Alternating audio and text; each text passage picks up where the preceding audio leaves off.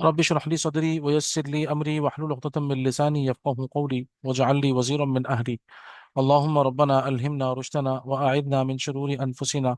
اللهم أرنا الحق حقا وارزقنا اتباعه وأرنا الباطل باطلا وارزقنا اجتنابه ولا تجعله ملتبسا علينا فنضل واجعلنا للمتقين إماما. اللهم وفقنا لما تحب وترضى وتقبل منا فإنك خير المتقبلين. اللهم صل على محمد وعلى آل محمد وبارك وسلم. اللهم صل على سيدنا محمد وعلى آل سيدنا محمد وبارك وسلم. درود شریف پڑھ لیجئے. اللهم صل على محمد وعلى آل محمد كما صليت على إبراهيم وعلى آل إبراهيم إنك حميد مجيد. اللهم بارك على محمد وعلى آل محمد كما باركت على إبراهيم وعلى آل إبراهيم إنك حميد مجيد. اللهم آمين يا رب العالمين. ہم اپنی کلاس کا انشاءاللہ آغاز کرتے ہیں. پہلے ہم اپنی ذرا کلاس مکمل کر لیں، اس کے بعد پھر ہم ٹائمنگ کے حوالے سے بات کر لیتے ہیں.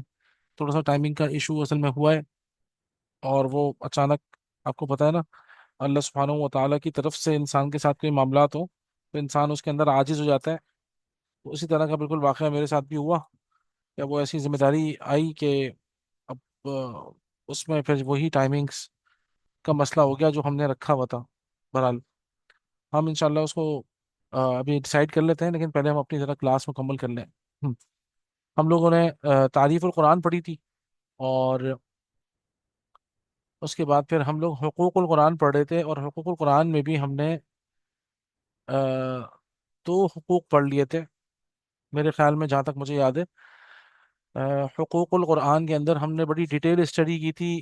حق نمبر 2 یعنی کہ تجوید کے ساتھ قرآن مجید کی تلاوت کرنے کی، تو اس میں ہم نے کافی حاصل گفتگو کر لی تھی.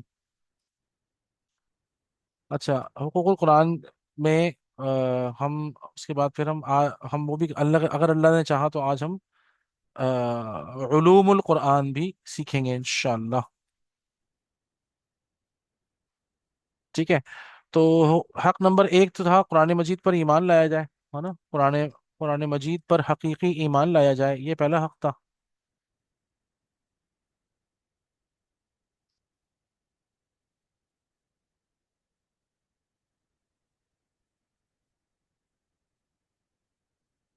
اور اس کی دلیل تھی ہمارے پاس النساء ورس نمبر 136.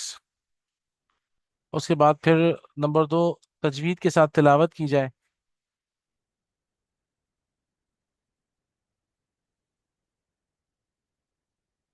اور ہم نے پڑھا تھا کہ تجوید کے ساتھ تلاوت جو ہے یہ فرض ہے. ٹھیک ہے نا، تجوید کے ساتھ تلاوت کرنا یہ فرض ہے. قرآن مجید کو حفظ کرنا نفل ہے، اور لیکن اس کو تجوید کے ساتھ صحیح طریقے سے پڑھنا یہ فرض ہے، اور فرض عین ہے، ہر مسلمان پہ فرض ہے. اور اس کی ہم نے جو دلیل لی تھی وہ تھی البقرہ. ٹھیک ہے. اور البقرہ 121. ٹھیک ہے. نمبر 3 پہ ہم نے پڑھنا ہے آج. نمبر 3 جو ہم نے پڑھنا ہے وہ پڑھنا ہے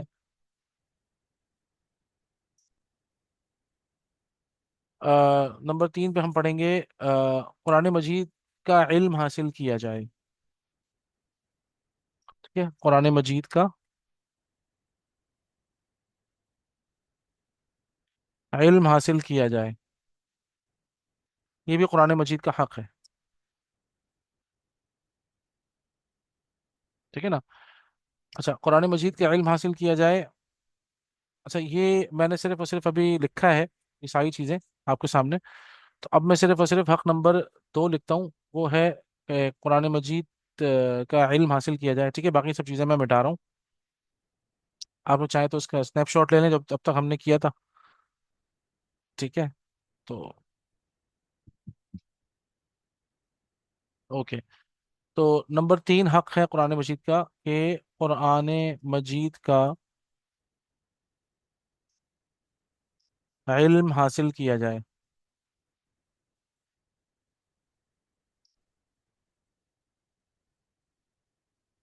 ٹھیک ہے. اچھا، اس کی دلیل ہے ہمارے پاس. اس کی دلیل میں ایک تو آپ لکھیں الزمر، سورۃ الزمر ورس نمبر 9. ٹھیک ہے، سورۃ الزمر ورس نمبر 9. اور مطلب اس میں تو اتنی ہیں آیتیں کہ میں آپ کو کیا کیا بتاؤں. علم حاصل کرنے کے حوالے سے. اچھا، علم کسے کہتے ہیں یہ ایک بات ہے. آئے ہم سمجھتے ہیں پہلے علم کسے کہتے ہیں. آپ نے سنا ہوگا طلب العلم فریضۃ علی کل مسلم و مسلمہ، ہم بچپن سے پڑھتے آئے ہیں. علم کہتے ہیں کس کو ہیں؟ ایک تو ہم یہ تھوڑا سا دیکھ لیتے ہیں. ٹھیک ہے نا. علم جب ہم کہیں گے تو علم کی نا، سمجھے آپ، علم دو چیزوں سے ہے. ٹھیک ہے نا. ایک تو یہ ہے ریویلڈ،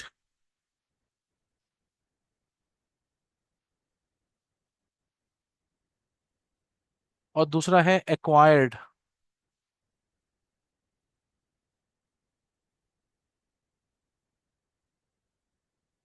ہم جب علم کو ڈیفائن کرتے ہیں نا، تو علم ہمیں دو صورتوں کے اندر ملتا ہے. تو ریویلڈ کا مطلب ہوتا ہے نازل ہوا ہوا، نازل شدہ کہہ لیں آپ، نازل ہوا ہوا کہہ لیں. اور ایکوائرڈ جو ہے نا، یہ ہے حاصل کردہ، جس کو انسان نے حاصل کیا ہے. اچھا، اس کے اندر ہمیں دو ٹرمز بھی سمجھنی پڑیں گی. ٹھیک ہے نا.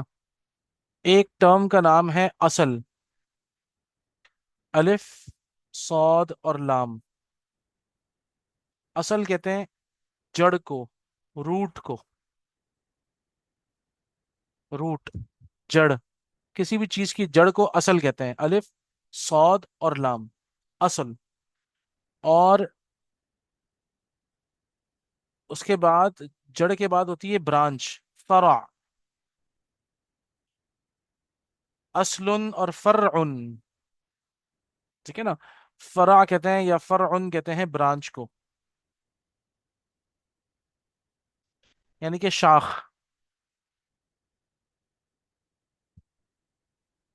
آپ لوگوں نے قرآن میں آیت پڑھی ہوگی، الم ترى ان اللہ، الم ترى ان الم ترى كيف ضرب الله مثلا كلمة طیبہ. کیا آپ نہیں دیکھتے کہ اللہ تعالیٰ نے کیسے کلمہ طیبہ کی مثال بیان کی ہے؟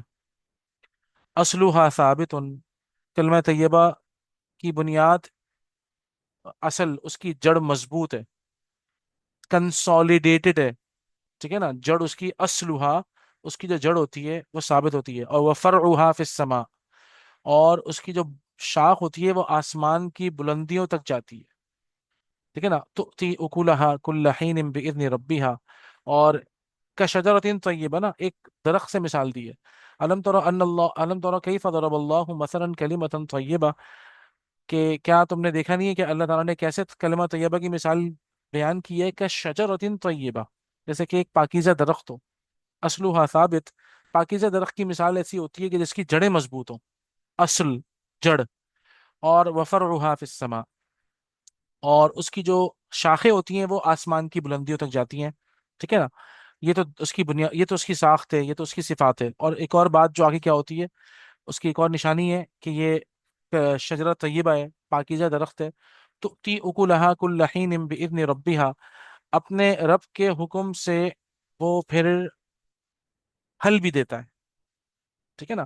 اور وہ مثل کلمۃ خبیثۃ، اسی طریقے سے جو ایک کلمہ خبیثہ ہے، ناپاک کلمہ ہے، اس کی مثال ہے کہ شجرۃ خبیثہ، ایک ناپاک درخت، کمزور درخت.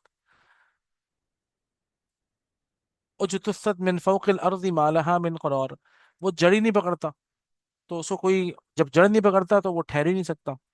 ٹھیک ہے نا. تو یہ اصل اور فرع، یعنی اصل اور فرع. اصل کہتے ہیں جڑ کو، اور فرع کہتے ہیں برانچ کو. ہمارے والدین جو ہے نا، یہ ہمارے اصول ہیں. ٹھیک ہے نا. ہمارے والدین کیا ہیں؟ ہمارے اصول ہیں، ہماری جڑیں ہیں. اور ہم ان کی فروع ہیں، ہم ان کی برانچز ہیں. اور اسی طریقے سے ہم بھی، ظاہری بات ہے، اپنے بچوں کے لیے ہم بھی جڑیں ہیں، ہم اصول ہیں اپنے بچوں کے، اور ہمارے بچے کیا ہیں؟ ہماری ہماری فروع ہیں. ٹھیک ہے. تو اسی طریقے سے یہ علم جو ہے نا، جو اللہ سبحانہ و تعالیٰ نے نازل کیا ہے. ٹھیک ہے نا. اور نازل کرنے کی صورت آپ کو پتہ ہے، آپ سب کو، کہ قرآن مجید کی صورت میں ہمارے پاس ہے، اور احادیث نبویہ صلی اللہ علیہ وسلم کی صورت میں ہمارے پاس ہے. تو یہ ہے بڑھیا بنیاد ہے، یہ ہے جڑ ہے. ٹھیک ہے نا. اور اس کے بعد جو انسان نے حاصل کیا ہے، آپ خود سوچیں نا کہ انسان کو اللہ تعالیٰ جب دنیا میں بھیجتا ہے تو اس کی 5 سینسز تو ہوتی ہے نا. اس دیکھنا، سننا اور چکھنا، محسوس کرنا، ٹھیک ہے نا، اور اس کا دماغ پروسیس کرتا ہے. یہ ساری چیزیں قرآن مجید جب تک نہیں آیا تھا، انسان اس تک کہاں تک پہنچا تھا وہ ہم انشاءاللہ پڑھیں گے ابھی. کہ انسانی ترقی قرآن مجید سے پہلے اور قرآن مجید کے بعد زمین آسمان کا فرق ہے. تو اللہ سبحانہ و تعالی نے قرآن اور حدیث کی صورت میں جو نازل کیا ہے، ظاہری بات ہے اس کی بات ہی اور ہے، وہ جڑ ہے. وہ اللہ سبحانہ و تعالی جس نے ہمیں بنایا ہے، اسی نے ظاہری باتیں نازل کیا ہے، اور انسان نے جو حاصل کیا ہے اسے ہم فرا کہتے ہیں. انسان اب اس کے بعد آپ کو پتا ہے کہ کتنے سارے نالجز نکلی ہیں. دنیاوی علوم جتنے بھی ہیں وہ سب ایکوائرڈ ہیں، حاصل کیے ہوئے ہیں، ٹھیک ہے نا. اور ہمارے آپ سمجھ لیں دینی علوم سارے وہ کیا ہیں، ہماری جڑ ہیں. اچھا، اگر ہم ماں باپ کو اولاد سے یا اولاد کو ماں باپ سے جدا کر دیں تو کیا ہوتا ہے؟ اگر ہم ماں باپ کو جدا کر دیں اولاد سے، یا اولاد کو جدا کر دیں ماں باپ سے، دونوں صورتوں میں کیا ہوگا؟ دونوں صورتوں میں فساد ہوگا، ٹھیک ہے نا، دونوں صورتوں میں فساد ہوگا. تو ہمارے آج کے زمانے کا جو سب سے بڑا المیہ ہے نا، وہ ہے ہم لوگ کیا فیس کر رہے ہیں اس وقت؟ ہم لوگ فساد فی العلم فیس کر رہے ہیں. ہم جو چاروں طرف اپنے دیکھ رہے ہیں نا، وہ فساد ہے علم میں. مصیبت یہ ہے، اور یہ ایسے نہیں ہو گیا، یہ ایک دم نہیں ہو گیا. یہ اس کو پراپر پلاننگ کے تحت اس طرح کیا گیا ہے. خاص طور پہ مسلمانوں کے اندر تو انہوں نے کہا بھائی یہ دونوں چیزیں الگ کرو. آپ سوچیں نا، خاص یہ جو عجمی ہیں، جتنے عجمی مسلمان ہیں ان میں تو کیا ہوا دیکھیں نا. عجمی مسلمان تو بےچارہ ویسے بھی تو زبان نہیں جانتا، نمبر ایک. نمبر دو، تو اسی لیے اس کے بعد یہ جو 1857 کی جو جنگ آزادی ہوئی ہے، اس کے بعد سے جو دو دو گروپ بن گئے نا. ایک نے تو یہ پکڑ لیا مضبوطی سے تھا جس کی وجہ سے دارالعلوم دیوبند بنا، مدارس کہہ لیں آپ اس کو، یہاں سے مدارس وجود میں آتے ہیں. اور ایک طبقے نے کہا کہ بھائی ہم دنیا میں پیچھے رہ جائیں گے، اس نے صرف اس کو پکڑ لیا. تو یہاں پر ہماری کیا ہوئی، ہماری یونیورسٹیز، کالجز، اسکول کی پوری پڑھائی جو ہے نا وہ یہاں پر آ گئی، ٹھیک ہے نا. اسکول کس کو کہتے ہیں وہ بھی ہم بعد میں بات کریں گے انشاءاللہ کہ واٹ از اسکول، اور اسکول وجود میں کیسے آیا. تو یہ بھی ہم اس کے اوپر بات کریں گے بہرحال، کیونکہ بہت اہم ہے وہ بھی. تو بہرحال اب آپ اندازہ کریں کہ ایک طبقے نے جو ہے وہ یہ پکڑ لیا جڑیں ہماری، ٹھیک ہے نا، اور ایک طبقے نے صرف اور صرف شاخیں پکڑ لی، جڑیں چھوڑ دی. تو یہ بہت مصیبت ہو گئی. اب کیا ہوتا ہے، مسئلہ یہ ہے کہ جن کے پاس جڑیں ہیں وہ اپنی ظاہری باتیں دیکھیں، اس کی تو وہ تو اسلحہ ثابت تو ہے، لیکن وہ آگے اس کی برانچز نہیں ہیں ان کے پاس. تو دنیاوی لحاظ سے وہ بہت پیچھے رہ گئے. اور جن کے پاس صرف اور صرف برانچز ہیں، تو وہ اپنی جڑوں سے ہی ان کی تو طبیعتیں ہی بدل گئی ہیں. جیسے آپ نے وہ شعر سنا ہوگا نا کہ مغربی تو مشرقی، مشرقی یعنی کہ ہم لوگ مشرق میں رہنے والے لوگ، مشرقی تو سرے دشمن کو کچل دیتے ہیں، ہے نا. مشرقی لوگوں کا معاملہ کیا ہے کہ وہ تو ان کے سامنے دشمن آئے گا نا وہ تو فوراً مار دیں گے اس کو. لیکن مغربی لوگ جو ہے نا، ویسٹرن پیپل، یہ تھوڑے سے اسمارٹ ہوتے ہیں. یہ کیا کرتے ہیں، مغربی ان کی طبیعت کو بدل دیتے ہیں. تو انسان وہی رہے گا، داڑھی رکھے گا، سب کچھ کرے گا، مسلمان نام بھی ہوگا اس کا، اس کی طبیعت بدل جائے گی. جانتا ہوں ثواب طاعت و زہد، پر طبیعت ادھر نہیں آتی.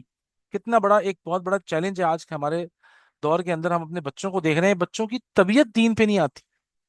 خود ہم لوگوں کی بھی ہمیں اپنے آپ کو دین پہ لگانا کتنا مشکل بن جاتا ہے. وہ جو بچپن سے ہماری ٹریننگ ہوئی ہے، اس کی سب سے بڑی وجہ یہی ہے کہ ہماری جو ہے نا وہ جڑ مضبوط نہیں ہے. ہماری جو جڑ ہے، بعض اوقات تو جڑ ہوتی ہی نہیں ہے.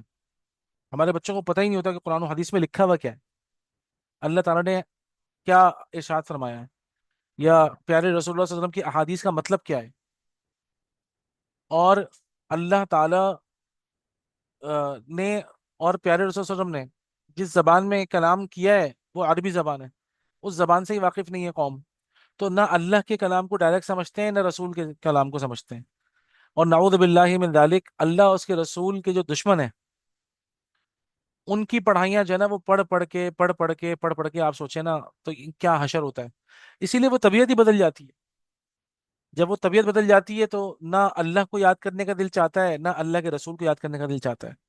وہ تو نور ایمان ہے لا الہ الا اللہ محمد رسول اللہ، جس کی وجہ سے الحمدللہ بچت ہو جاتی ہے. اللہ تعالیٰ ہی کی کام کا خاص کرم نوازی ہے کہ اللہ تعالیٰ اپنے بندوں کو اپنی طرف خود کھینچ لیتا ہے. جن کی طبیعت سلیم ہوتی ہے، فطرت سلیم ہوتی ہے، وہ اللہ کی طرف کھنچتے چلے جاتے ہیں. ورنہ آپ سوچئے نا کہ انسان جس چیز کو حاصل کرتا ہے تو اس کی قدر اس کے دل میں آتی ہے، اور اسی کا سارا کا سارا اسی سے صحیح اور سچی محبت انسان کی ہوتی ہے. ورنہ تو یہ دیکھا ہے ہم نے، پوری زندگی لگ جاتی ہے صرف طبیعت کو صحیح کرنے میں، طبیعت ہی خراب ہو جاتی ہے. تو یہ جو میں نے آپ سے سورۃ الزمر کی آیت نمبر 9 لکھی ہے، اس میں اللہ تعالیٰ کیا فرماتے ہیں کہ قل هل يستوي الذين يعلمون والذين لا يعلمون. اے نبی صلی اللہ علیہ وسلم آپ ان سے پوچھیے کیا جاننے والے اور انجان لوگ برابر ہو سکتے ہیں؟ سوال ہی نہیں پیدا ہوتا. دوسری جگہ اللہ تعالیٰ فرماتے ہیں قل هل يستوي الاعمى والبصير. کیا دیکھنے والا اور اندھا برابر ہو سکتے ہیں؟ علم والے دیکھنے والے ہیں اور بغیر علم کے وہ تو بیچارے اندھے ہیں سمجھ لیں. علم کے حوالے سے میں آپ کو امام شافعی رحمۃ اللہ علیہ، امام شافعی رحمۃ اللہ علیہ بہت بڑے شاعر بھی تھے.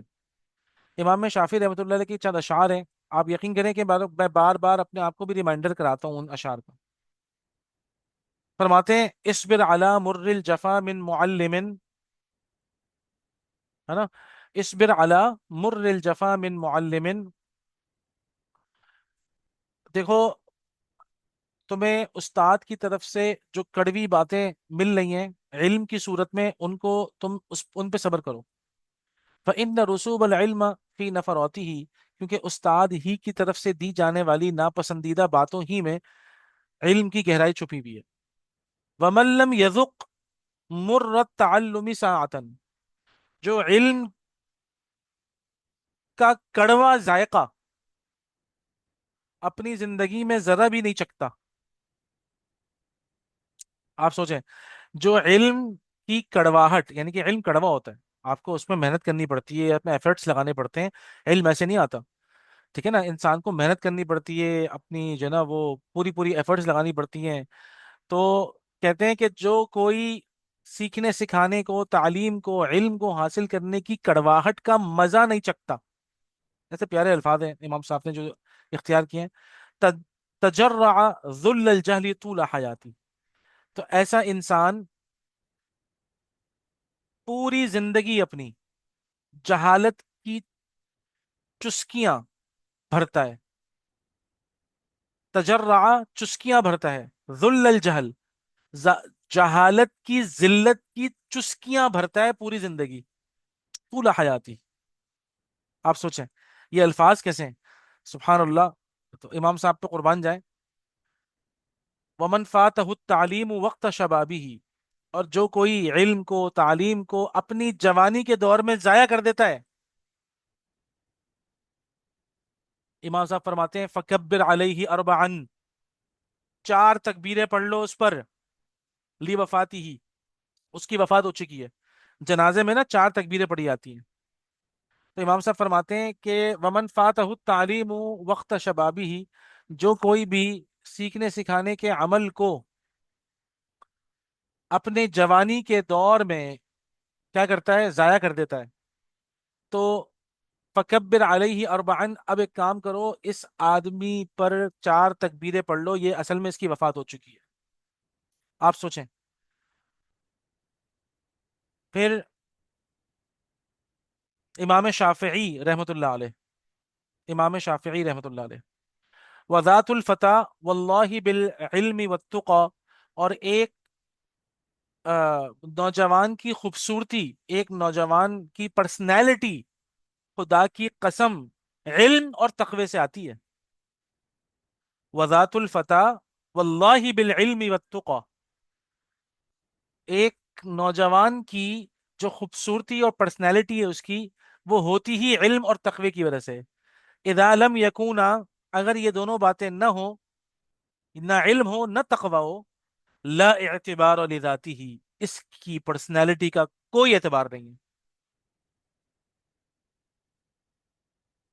آپ سوچیں کہ یہ کتنی اہم چیز ہے۔ ایک سیکنڈ ذرا مجھے دیجیے گا، میں آپ لوگوں سے یہ اشعار شیئر کر لیتا ہوں۔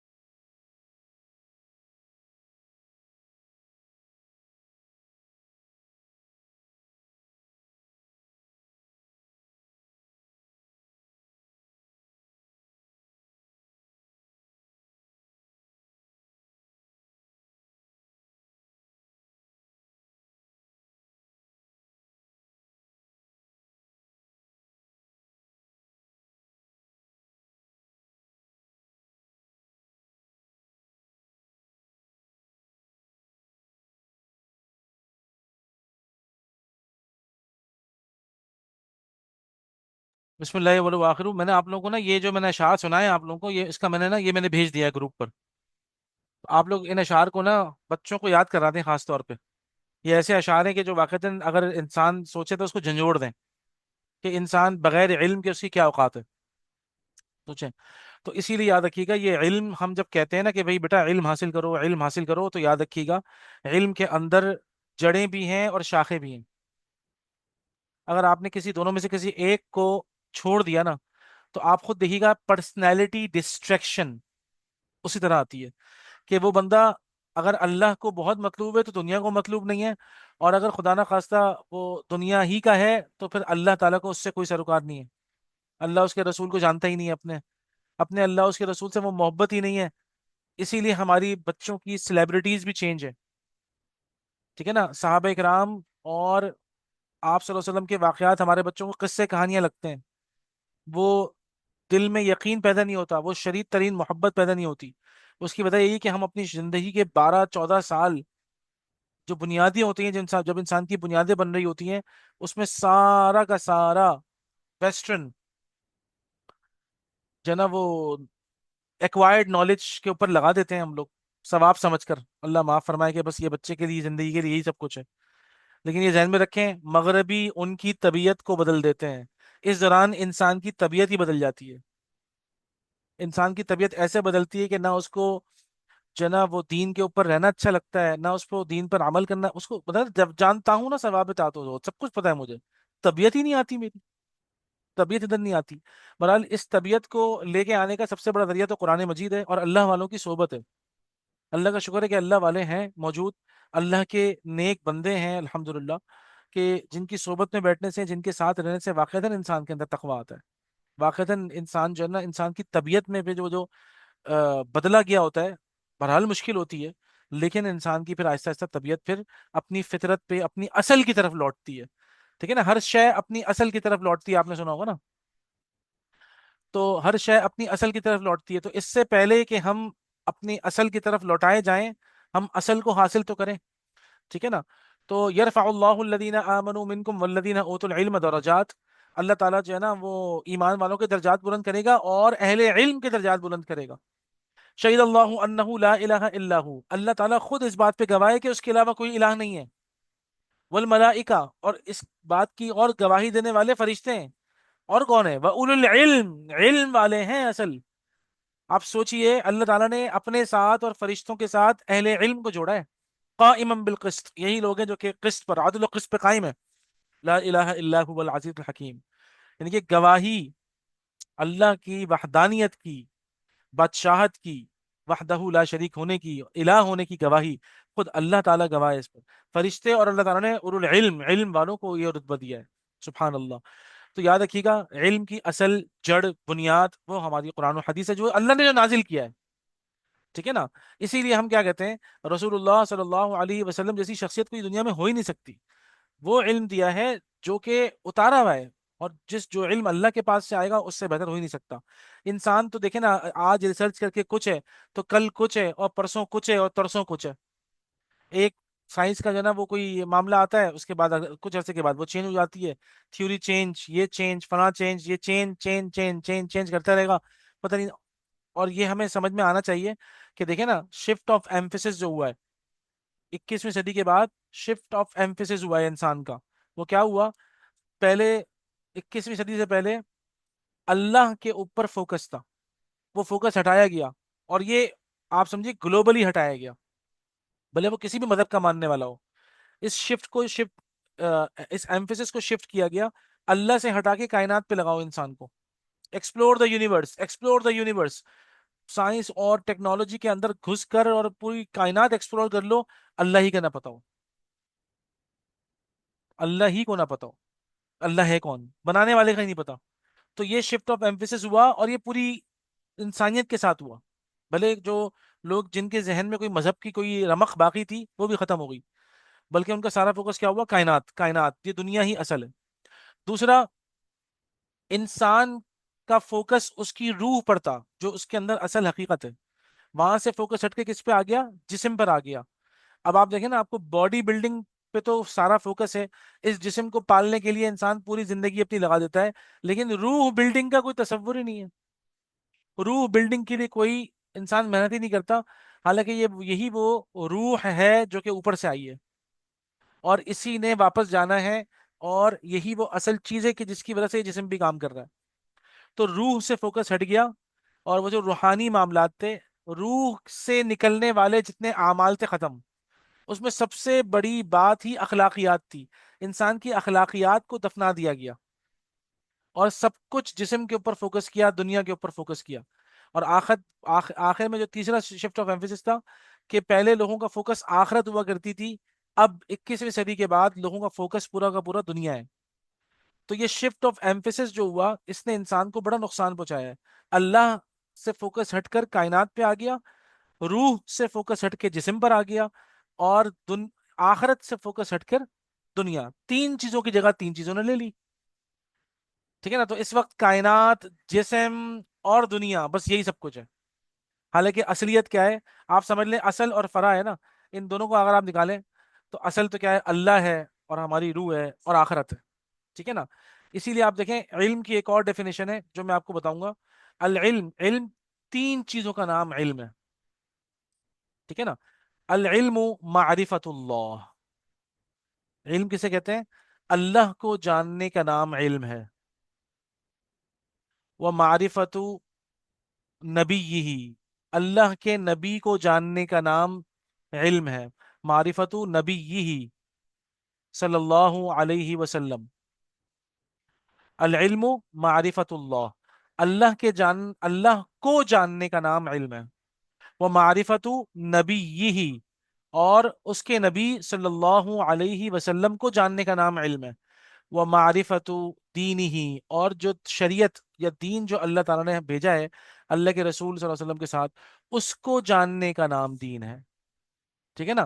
العلم معرفت اللہ و معرفت نبی صلی اللہ علیہ وسلم و معرفت دینی، اور اس کے دین کو جاننے کا نام علم ہے، ٹھیک ہے نا؟ اسی لیے دیکھیں، اللہ کے رسول صلی اللہ علیہ وسلم نے ہمیں جو تین دعائیں سکھائی ہیں صبح شام پڑھنے کے لیے، وہ کون سی ہیں؟ رضیت باللہ ربا، ہے نا؟ ہم پڑھتے ہیں نا، رضیت باللہ ربا، رضیت باللہ ربا، رضیت باللہ ربا، میں راضی ہوں اس بات پر کہ اللہ میرا رب ہے۔ میں کب راضی ہوں گا؟ جب میں اللہ کو جانتا ہوں گا، تب تو ہوں گا نا۔ اسی لیے ہم صبح شام تین تین مرتبہ پڑھتے ہیں، رضیت باللہ ربا، اور کیا ہے؟ وبالاسلام دینا، اسلام میرا دین ہے، اسلام از مائی بیسٹ ریلیجن، وبالاسلامی دینا، ٹھیک ہے نا؟ اور وبی محمد صلی اللہ علیہ وسلم نبیہ، اور محمد صلی اللہ علیہ وسلم، مائی سلیبریٹی از محمد رسول اللہ، وبی محمد صلی اللہ علیہ وسلم نبیہ، محمد صلی اللہ علیہ وسلم جو ہے وہ میرے نبی ہیں۔ یہ تین مرتبہ ہم پڑھتے ہیں نا صبح شام، تو سوچئے آپ، معرفت اللہ، اللہ کو جاننے سے انسان راضی ہوگا اس بات پر کہ اللہ اس کا رب ہے، اصل پالنے والا اللہ ہے، باقی سارے وسیلے ہیں۔ اور معرفت نبی یہی سے پتہ گا، وبی محمد نبی، ہمارے ہماری بھی اور ہمارے بچوں کی سلیبریٹی جو بنے گی وہ محمد رسول اللہ صلی اللہ علیہ وسلم، ہماری جو فیوریٹ پرسنالٹی بنے گی محمد صلی اللہ علیہ وسلم، وہ کب؟ جب ہم آپ صلی اللہ علیہ وسلم کو جانیں گے. اور دین اسلام ہی سب سے بیسٹ ہے. یہ ہمیں کب پتہ لگے گا؟ جب ہم اسلام کو جانیں گے، دین کو جانیں گے. آج آپ دیکھیں ہمارے بچے ایتھیزم کی طرف جا رہے ہیں، پتہ نہیں کہاں کہاں کس طرف جا رہے ہیں. اس کی سب سے بڑی وجہ یہی ہے کہ ہم نہ اللہ کے رب ہونے پہ راضی ہیں، نہ اسلام کے بارے میں کچھ پتا ہے، نہ رسول اللہ صلی اللہ علیہ وسلم کو جانتے ہیں.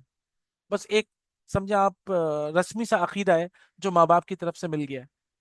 اس چیز کو ہمیں چینج کرنا ہے. یہ پریکٹیکل صورتیں ہیں. رضیت باللہ رب، جتنی دعائیں ہیں آپ کو اس بات سے اندازہ ہوگا، جتنی دعائیں ہیں جو آپ صلی اللہ علیہ وسلم مانگا کرتے تھے، آپ سوچیں اسے علم کہتے ہیں نا، اصل یہ جڑ ہے. آپ صلی اللہ علیہ وسلم نے جتنی دعائیں مانگی ہیں وہ ہماری روزمرہ زندگی سے لنکڈ ہیں، پوری ہماری پوری فلسفی سے لنکڈ ہے. ایچ اینڈ ایوری دعا. جتنے ہمیں سابقہ پڑتا ہے روزانہ، ہمارے جو ٹینشنز آتی ہیں، یا ہمارے خوشیاں ملتی ہیں، یا ہمیں غم ملتے ہیں، یا ہمیں غصہ ہوتے ہیں، یا ہم ریلیکس ہوتے ہیں، یا ہمیں کوئی اور کامیابی ملتی ہے، ساری چیزیں رسول اللہ صلی اللہ علیہ وسلم ہمیں بتا کے جا چکے ہیں. ٹینشن میں ہو تو یہ پڑھنا، ایک لفظ یہ ہے، ایک لفظ یہ ہے، دونوں سے اللہ کی پناہ مانگو. ایک لفظ یہ ہے، ایک لفظ یہ ہے، دونوں کا اللہ سے سوال کرو. سبحان اللہ. یہ ساری چیزیں جو انسان کی زندگی میں ہو رہی ہوتی ہیں، پیارے رسول اللہ صلی اللہ علیہ وسلم نے اپنی دعاؤں کے ذریعے سے، اپنی تعلیمات کے ذریعے سے بھی، اپنی دعاؤں کے ذریعے سے بھی پریکٹیکل امپلیمنٹیشن کر کے اس کو دکھایا ہے کہ ناؤ لیو دس، اپنی زندگی ایسے گزارو. Lead your life like this. Live your life. اپنی زندگی ایسے گزارو. تو پھر تم سنکرونائز ہوگے، تم الائنڈ ہوگے، تمہارے سارے معاملات سیدھے ہوں گے، تم دنیا میں بھی سیدھے رہو گے، اور اللہ تعالیٰ سے بھی اس حال میں ملو گے کہ اللہ تم سے راضی ہوں گے انشاءاللہ. ٹھیک ہے نا؟ تو یہ بڑی اہم چیزیں ہیں. یہ یاد رکھیے گا کہ علم کو آپ صحیح سے سمجھیں، اور اس کے اوپر خود بھی فوکس کریں، اور آگے آنے والی نسلوں کا انتظام کریں. اگر وہ اس وقت برانچز حاصل کر رہے ہیں تو ان کو اصل کا انتظام گھر پہ کریں، اور اگر وہ اصل حاصل کر رہے ہیں تو برانچز کا انتظام گھر پہ کریں. اور یہی بہت بڑا چیلنج ہے. اس سے بڑا کوئی چیلنج نہیں ہے. یقین کریں کہ انسان کی جو ہے نا وہ ساری کی ساری صلاحیتیں اپنے بچوں کو پالنے میں لگ جاتی ہیں. ابھی میرا مدینہ منورہ کا سفر تھا، وہاں ایک بہت بڑے عالم تھے. ان کا نام ہے حضرت مولانا ولی اللہ ولی الصدیقی. تقریباً 25-30 سال سے مسجد مدینہ منورہ میں امام ہے. تو ان سے میں نے اجازت چاہی کہ میں یہیں پہ رہ جاؤں، اور کیونکہ اللہ کا شکر ہے کہ مجھے وہاں سے مسجد نبوی سے اجازت مل گئی تھی، اجازت القرآن مل گئی تھی، اور اجازت الحدیث مجھے حضرت نے خود دی ہے. کیونکہ حضرت نے جو ان کا جو سلسلہ ہے احادیث کا، وہ عربی بھی ہے اور عجمی بھی ہے. ایک طرف دارالعلوم دیوبند سے انہوں نے پڑھا ہے، اور دوسری طرف مدینہ منورہ میں اساتذہ سے پڑھا ہے. تو ان کے پاس عرب سند بھی ہے اور عجم سند بھی تھی. تو اللہ کا شکر ہے جتنی بھی روایات ان کی تھیں، ان سب سے انہوں نے مجھے بھی حدیث کی اجازت دی الحمدللہ. اللہ تعالیٰ کا بڑا خاص میرے اوپر کرم ہوا، اور قرآن مجید کی اجازت نہیں ملی. تو میں نے حضرت سے کہا، میں نے کہا حضرت میں یہاں پہ رک جاؤں؟ تو حضرت نے مجھ سے یہ بتایا کہ دیکھو بیٹا، اس وقت اس دور کا سب سے بڑا چیلنج ہے اپنے بچوں کی تربیت. تم یہاں رہو گے تو بچوں کی تربیت کون کرے گا؟ یا تو بچوں کو بھی یہاں لے کر آؤ. اور اگر ایسا پاسبل نہیں ہے تو بیٹا جس حال میں بھی ہو، جہاں بچوں کی تربیت سب سے بہترین پاسبل ہو سکتی ہے وہاں رہو. اس دور میں سب سے بڑا مسئلہ ہے بچوں کے ایمان کی حفاظت کرنا. اتنے ایمان پر حملے ہیں، تو ان کی انتظام کرنا. اور یہ جو چیلنج ہے یہ بہت بڑا چیلنج ہے. تو اگر ہمارے بچے دنیاوی تعلیم حاصل کر رہے ہیں، تو ایک تو یہ ذہن میں رکھیں کہ طبیعت، اب آپ نے دیکھیں کتنے سالوں نے آپ دیکھا ہوگا کہ بچوں کو بولنے ہیں بیٹا نماز پڑھو، بیٹا نماز پڑھو. بچے کی توجہ جاتی ہی نہیں ہے نماز کی طرف. بچہ دل نہیں چاہتا بچے کا کہ ہم نماز بھی پڑھیں.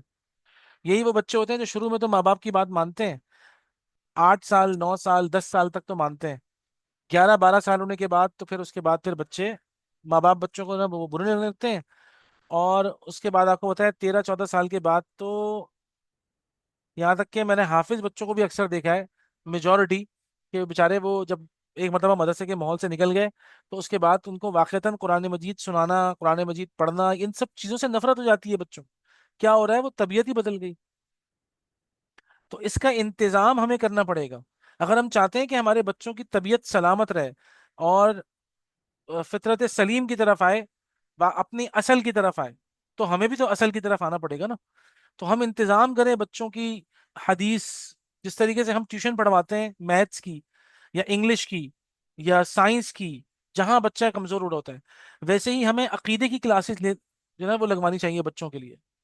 اور اگر ہمارے ساتھ یہ سب ہو رہا ہے تو پہلے سب سے پہلے تو ہم لیں کلاسیں، عقیدے کی کلاس لیں، حدیث کی کلاس لیں، عربی زبان کی کلاس لیں، ایک ایک کر کے ہر سال کا الگ الگ ٹارگٹ بنائیں کہ بھئی اس سال میں دو چیزیں اچیو کرنی ہے، عربی زبان اچیو کروانی ہے بچوں کو، اور بنیادی احادیث اچیو کروانی ہے، ٹھیک ہے نا؟ ہم بنیادی احادیث سے سٹارٹ لیں، وہ جو نور محمدی آئے گا صلی اللہ علیہ وسلم، نور اسلام آئے گا نا، تو پھر طبیعت ایسے بدل نہیں پائے گی، شیطان کا کوئی زور نہیں لگ پائے گا۔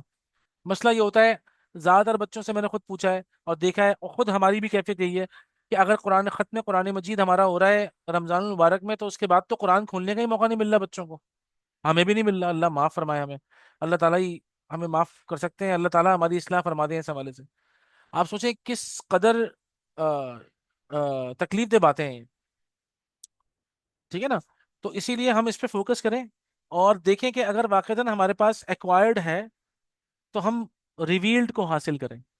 تو اگر ایک بات ذہن میں رکھیں کہ بہرحال جو اصل ہے، جو جڑ ہے، اگر انسان کچھ حاصل نہ کرے، اگر اس کی جڑیں ہوں تو وہ تو جڑ تو کافی ہے نا، آپ کو پتہ ہے، کم سے کم جڑ موجود ہوگی تو اس کا ایمان تو محفوظ رہے گا، بھلے دنیا کا علم آئے نہ آئے۔ اور یہ بات بھی ذہن میں رکھیں، جتنی چیزیں اللہ نے ہم پر فرض کی ہیں ان کا علم حاصل کرنا بھی ہمارے اوپر فرض ہے، یاد رکھیے گا یہ، جتنی چیزیں اللہ نے ہم پر فرض کی ہے نا، نماز فرض ہے، روزہ فرض ہے، زکوٰۃ فرض ہے، ٹھیک ہے نا؟ حج تو اگر استطاعت ہے تو فرض ہے، ورنہ تو نہیں نا۔ تو جو چیزیں ہمارے اوپر فرض ہیں ان کا علم حاصل کرنا بھی فرض ہے ہمارے اوپر، ورنہ کیسے پتہ لگے گا؟ تو اتنا بنیادی علم تو انسان حاصل کرے کہ کم سے کم اپنے اللہ کو جان سکے، اپنے جو ہے نا وہ رسول کو جان سکے، اپنے دین کے بارے میں کچھ جان سکے، ٹھیک ہے نا؟ تو میرے خیال میں یہ کافی بات ہو گئی اس حوالے سے الحمدللہ، کہ قرآن مجید، اچھا اس میں آپ اندازہ کریں کہ یہ علم حاصل کرنا اور بھی اس لیے ضروری ہے، ہم پڑھتے ہیں نا غیر المغضوب علیہم ولا الضالین، یہ جو ضالین ہیں، گمراہ لوگ ہیں، غلط راستے پہ نکل جانے والے، وہ کیوں ہیں؟ بغیر علم کے عمل کرنے سے انسان گمراہ ہو جاتا ہے، غلط راستے پہ گم راہ، راستے سے گم ہو گیا۔ ایک بہت اچھے عالم دین ہے، انہوں نے ترجمہ کیا ضالین کا، اللہ تعالیٰ ہمیں ان لوگوں میں شامل نہ کرا جو راستے سے گم ہو گئے، پتہ ہی نہیں چلا وہ کہاں گئے۔ وجہ کیا تھی؟ بغیر علم کے بس عمل، جہاں سے سنا وہاں سے بس عمل شروع کر دیا، علم تھا نہیں اور عمل کرنا شروع کر دیا، تو بغیر علم کے عمل کرنے سے انسان گمراہ ہو جاتا ہے۔ اللہ تعالیٰ ہم سب کی حفاظت فرمائے، یہ علم حاصل کرنا اتنا ضروری ہے، یاد رکھیں، ٹھیک ہے نا؟ تو اللہ تعالیٰ آپ لوگوں کو جزائے خیر دے، اور اللہ تعالیٰ آپ لوگوں کو جو ہے نا وہ بہت عافیت کے ساتھ رکھے، اور یہ اس چیز کو ہم سمجھیں، اس چیز کو ہم اپنے اندر اتاریں۔ میں انشاءاللہ، میں نے ایک کلاس ریکارڈ اسی لیے کی تھی کہ مجھے پتا ہے بہت سارے لوگ نہیں آ پائیں گے، تو ہم یہ ریکارڈنگ آج شیئر کر دیں گے انشاءاللہ، انشاءاللہ، ٹھیک ہے نا؟ تو ایک اور میری گزارش آپ لوگوں سے یہ کہ کیا آپ لوگوں کے لیے صبح 12 بجے کا وقت ممکن ہے کہ آپ لوگ صبح 12 بجے کلاس لے سکیں؟ تو مجھے ضرور بتا دیں، ٹھیک ہے نا؟ کیونکہ یہ میرے ساتھ معاملہ یہ ہوا ہے کہ میری ذمہ داری لگ گئی ہے تو مجھے جانا پڑ رہا ہے۔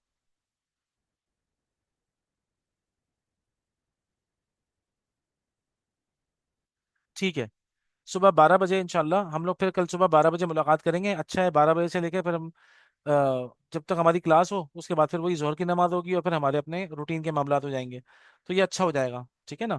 اللہ تعالیٰ کا بڑا شکر یہ ہے کہ الحمد للہ، یہ تو بہت ہی اچھا ہے، ٹھیک ہے نا؟ تو ہم کل، ہم کوشش کرتے ہیں اپنی کلاس کو 12 بجے رکھتے ہیں، اللہ تعالیٰ جو ہے وہ عافیت کے معاملات فرمائے، اور یہ میں انشاءاللہ شیئر کر دیتا ہوں تاکہ لوگ دیکھ لیں جن کو موقع جب بھی ملے، تو سب بات آپ جو ہے نا وہ بتا دیجیے گا گروپ پر بھی، میں اس کو نا بھی اس کی ریکارڈنگ بھی شیئر کر دیتا ہوں، ٹھیک ہے نا؟ اللہ تعالیٰ دنیا آخرت میں اجر عظیم عطا فرمائے، آپ لوگوں کو سلامت رکھے، آپ لوگوں کو بہت جزائے خیر دے۔ میری طرف سے کوئی اس طرح کی ٹائمنگ کی تھوڑی بہت ٹینشن آئے، پلیز مجھے معاف کر دیجیے گا، اور ضرور دعاؤں میں یاد رکھیے گا کہ میری اپنی ذات کی طرف سے جتنا بھی ہو سکتا ہے وہ تو میں اس میں بالکل کوتاہی نہیں کروں گا، لیکن یہ کہ اللہ کی طرف سے کوئی ذمہ داری مل جاتی ہے نا، تو اس میں پھر یہ ہوتا ہے کہ انسان پھنس جاتا ہے۔ تو آپ لوگ جو کوآپریٹ کریں گے انشاءاللہ اللہ تعالیٰ آپ لوگوں کو اس پہ بہت اجر دیں گے، اللہ آپ لوگوں کو بہت جزائے خیر دیں، خصوصی دعاؤں میں یاد رکھیے گا، ٹھیک ہے؟ انشاءاللہ کل صبح آپ لوگوں سے 12 بجے ملاقات ہوگی، ٹھیک ہے؟ السلام علیکم ورحمۃ اللہ وبرکاتہ۔